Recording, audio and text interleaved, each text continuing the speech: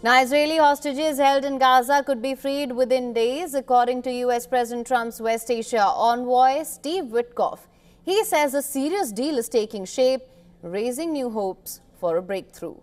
President Trump confirmed progress is being made to bring the remaining hostages home, though details still remain unclear. Other reports suggest the United States is urging Israel to wind down its military offensive within weeks. Meanwhile, foreign ministers of Egypt and Jordan have rejected Israeli calls to displace Palestinians from Gaza. Speaking at the Antalya Diplomacy Forum, Jordanian Foreign Minister Ayman Safadi accused Netanyahu of taking the future of the region hostage in order to serve his political interests.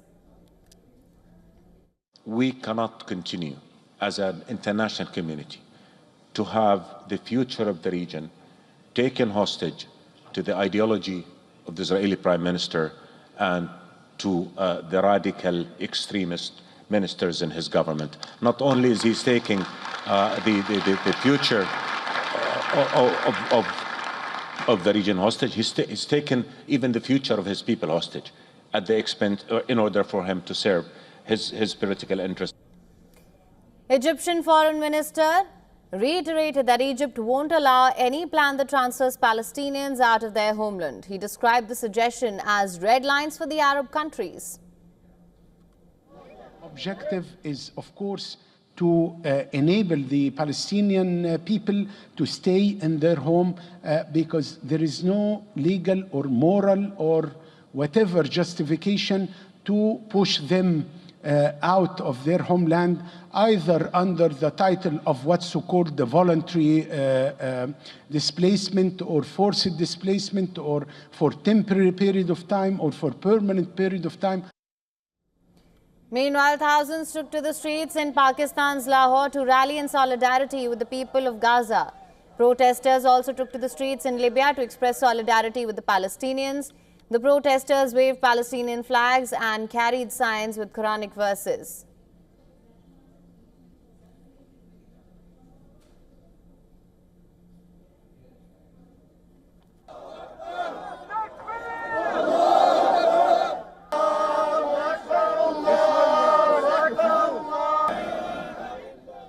For over a month, Israel has blocked all food, fuel and aid from entering Gaza. The Gaza Health Ministry reported the death toll has surpassed 50,000, more than half of which is reportedly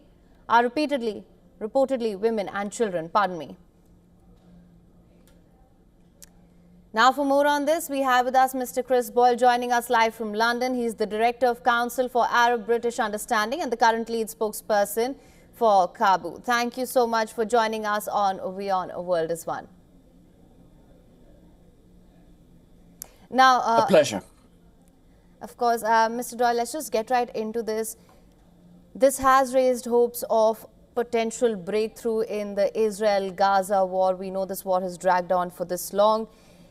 What is your assessment of these latest statements?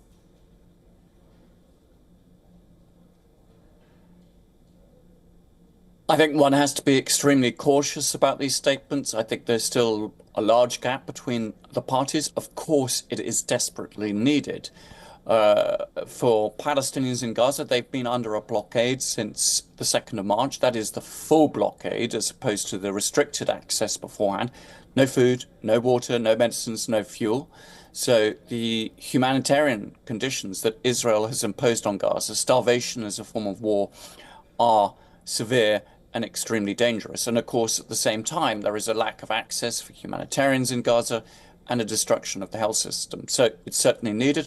And of course, Israel and others will want to see the release of remaining hostages in Gaza. Now, the understanding of reports and rumors that have come out of these talks is that it is largely focused on the number of hostages and at what period they would be released in a ceasefire that might last for 45 days. Now, originally the Israeli demand was for about 11 of the living hostages to be released. Hamas said 5, and it seems that the number that is attempting to be pushed at the moment is the halfway point of around about 8. But there is so much can go wrong with all of this. There's very little trust between the two sides. And I think that whilst we can all hope, we can all pray that there can be an end to the aggression and release of hostages, release of Palestinian detainees as well, one has to be very cautious. Right now, speaking of everything that could potentially go wrong with this, we've heard from the United States and Israel as well that bringing back the hostages is the #1 priority at the moment. That being said, the United States appears to have given carte blanche to Israel when it comes to negotiating on its terms and securing a ceasefire and potential hostage for prisoners release deal. How do you assess that playing out when it actually comes to securing a deal?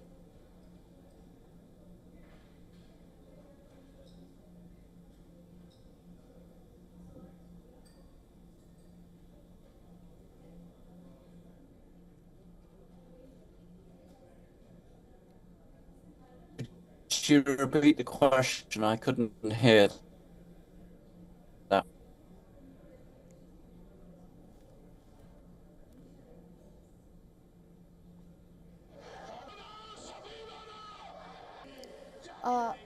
Mr. Doyle, can you hear me now?